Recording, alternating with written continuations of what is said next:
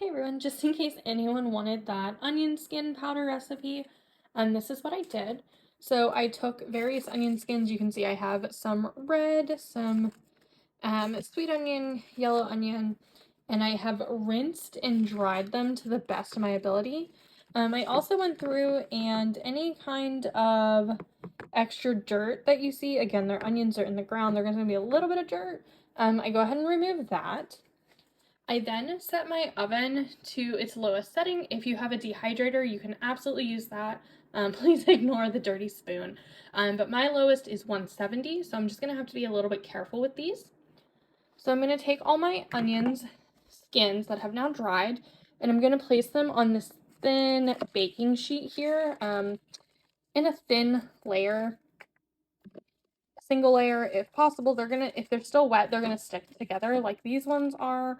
But what we're going to be essentially doing is dehydrating these skins, because I don't have a dehydrator, or drying them out slowly as possible to get as much moisture out as possible.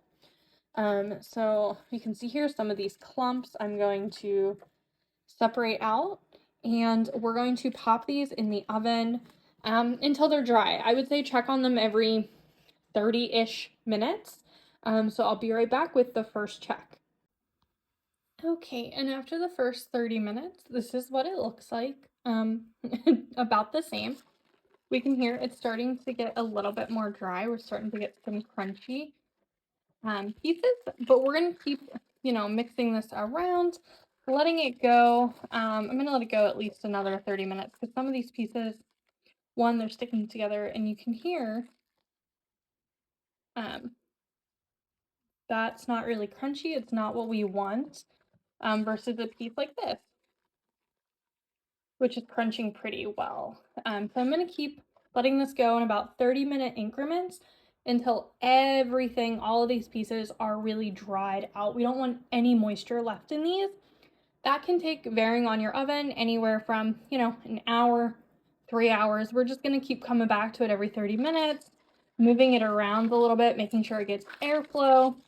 And I'll be back at the end when it's all done before I put it in my spice grinder. Okay, so it's about 3-4 hours later. We're looking nice and dry. It sounds, you can hear it, very dry. So what I'm going to do is take these and put them in my spice grinder and just kind of blitz it, see where we're at. I want this to be as dry as possible, so for pieces like this where they're not breaking all the way and they're still a little palatable or pliable, I am going to, once I blitz them, I might put it back on the tray just to dry out a little bit more. We want little moisture as possible. So let me do that. I'll be right back. And that's it. It's all done. I ended up not putting this back on the sheet to re-dry. If we take a pinch here, we can see just like a fine dust. There's not moisture. And that's it. That's how I get my onion skin powder.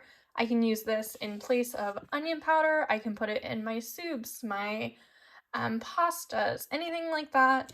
Again, it's just a way for me personally to reduce food waste in my kitchen. Thanks everyone. See you later.